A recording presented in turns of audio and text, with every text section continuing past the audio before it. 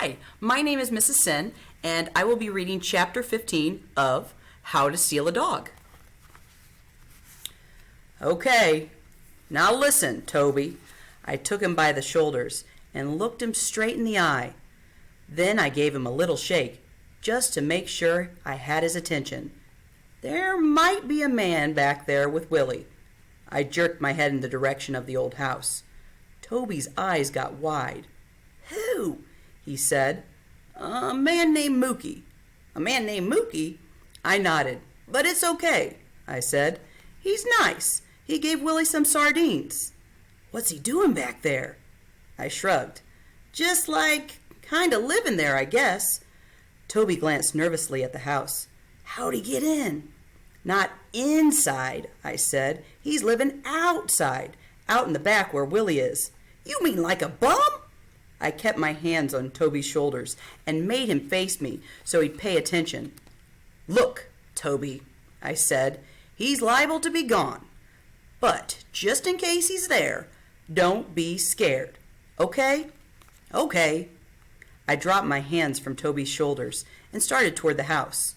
Hey, wait a minute, Toby said, grabbing the back of my t-shirt. How do you know about that man named Mookie? He stamped his foot on the gravel road. You came here without me. I had to, I said.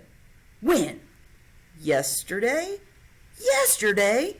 I put my arm around him and gave him a little jiggle. Look, Toby, I just did it without thinking, 'cause I needed to see Willie.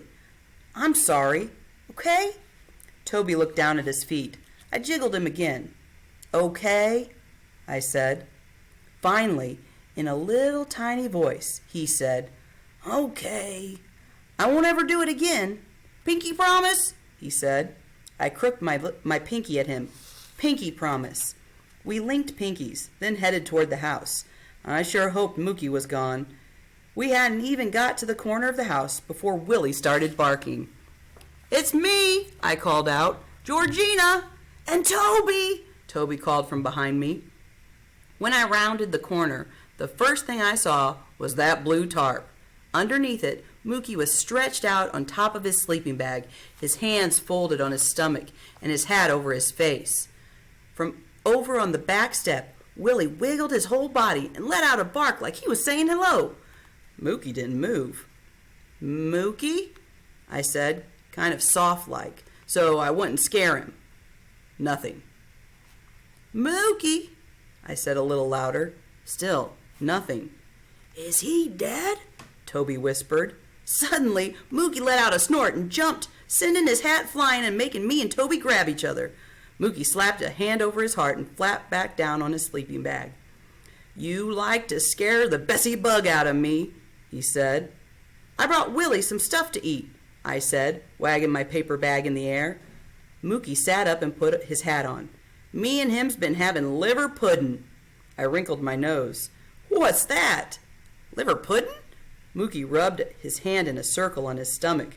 Some good eating, that's what. Right, Willie? Willie sat on the porch steps and lifted a paw.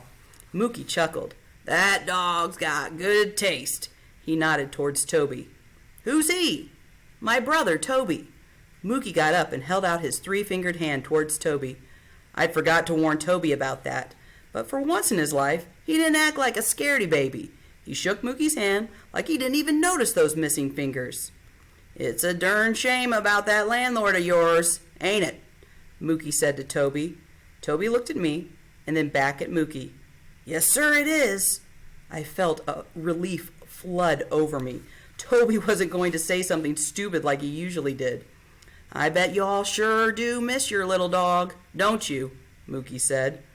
We sure do, I said. Toby nodded. Yes, sir, we do. Mookie rolled his sleeping bag up and stuffed it in the crate on the back of his bicycle. Kind of hard to sleep around him, though, ain't it? I looked over at Willie. He looked back at me with his shiny little eyes and his eyebrows lifted up like he was curious as anything to hear what I was going to say. I shrugged. Sometimes, I said. Mookie wiped a plastic coffee mug with his shirt tail and put it into a burlap bag. He snore like that all the time, he said. Not all the time. Mookie chuckled and put a few more things inside his burlap bag. Then he tucked it into the crate beside the sleeping bag. Are you leaving? I said. I sure hoped he was. Yep. Good, I thought. Now I could concentrate on what I had to do. Mookie pushed his bike toward the path leading out to the road. What about that? I said, pointing up at the blue tarp. Oh, I'll be back, he said. Me and Toby watched him disappear around the corner of the house. A few seconds later, the sound of gravelly singing echoed through the woods and faded away. Is he a bum? Toby said. I don't know. I sat on the step beside Willie and let him root around inside the paper bag. He pulled out a chunk of bagel and gobbled it down.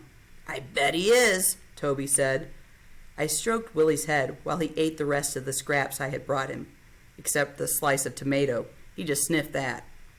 Don't you think he's a bum? Toby said. How should I know? I snapped. I don't like him, Toby said. He smells. So do you? I hollered, making Willie jump off my lap and slink away like I'd just smacked him upside the head. So do you? Toby hollered back. Why was I being so mean to Toby? Maybe I figured if I was mean to Toby, I'd feel better about things. But I didn't. Let's go take Willie for a walk, I said. The next day, Mama made Toby stay at the coffee shop and do his homework over in the corner booth by the kitchen. He had whined and carried on, but hadn't done him a bit of good.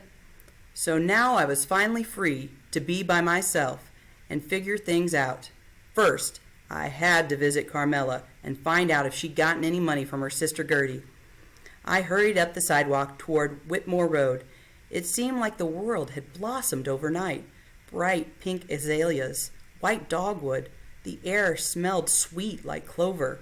I had an urge to take off my shoes and run barefoot across the soft green lawns. But I didn't. When I got to Carmella's house, I waited outside the gate. The yard was quiet. Not even any birds at the feeder. For a minute, I wish I could step back in time, back to the day when Willie had come running around the side of the house, chasing that squirrel, before I had done what I'd done. But I couldn't, so I made my feet go on the porch and my hand knock on the screen door.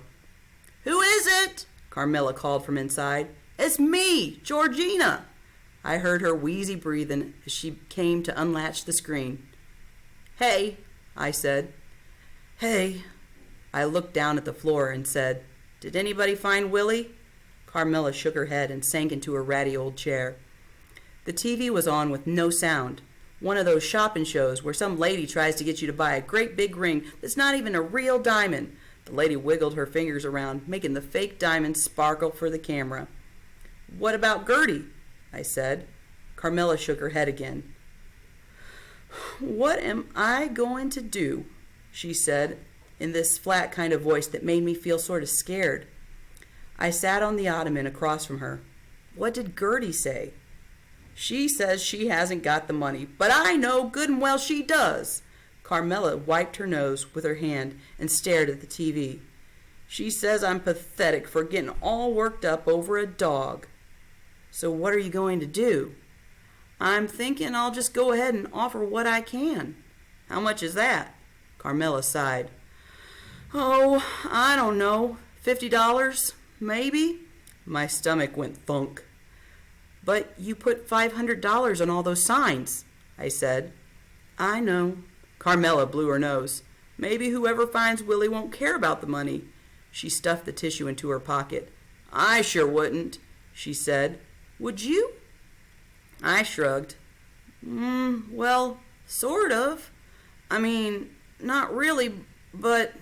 With every word that came out of my mouth, I felt like I was digging myself into a hole. And if I didn't stop, I was going to be so far in, I would never climb out. Me and Carmella stared at the TV in silence. Now that lady was dangling a shiny gold necklace in front of the camera. Her bright red lips were moving, and I tried to imagine what she was saying. But my mind was such a mixed-up mess that instead of imagining her saying how wonderful that necklace was, I heard her saying, Georgina Hayes, What in the world are you doing?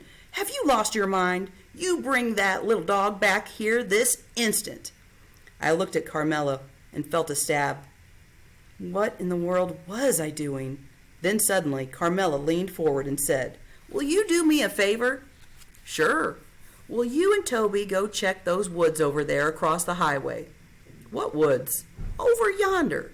She waved her arm toward the main highway, toward the gravel road, toward the old house. "You'll probably think I'm plumb crazy," she said, "but sometimes I think I hear Willie barking from over there." Thunk. There went my stomach again. "Really?" I said. "I drove around over that way yesterday," she said, "but I thought maybe you and Toby could look too." "Okay." "Course, I think I hear Willie scampering around this house too," Carmella said, "so I reckon it's just my crazy old mind playing tricks on me." "Toby's doing homework at my mama's coffee shop," I said, "but I'll go look." Carmella smiled. "I sure do appreciate everything y'all have done for me." I shrugged. "That's okay." I started for the door. "Besides, maybe if we do find Willie, Gertie'll change her mind and give us $500. Carmella's smile dropped, and she looked like I just told her the sky had turned purple. "What do you mean?" she said. "Well, I mean, the reward and all." "Oh." Carmella looked down at her hands and twisted a button on her shirt. "I guess I thought you and Toby were helping me 'cause you wanted to." "We are," I said. "I mean, we do want to. I just thought... But I will certainly do my best to make sure you get paid for your kindness." Carmella's chin was puckering up, and she wouldn't look at me. Darn, I thought. That hole I'd dug myself into was getting deeper by the minute.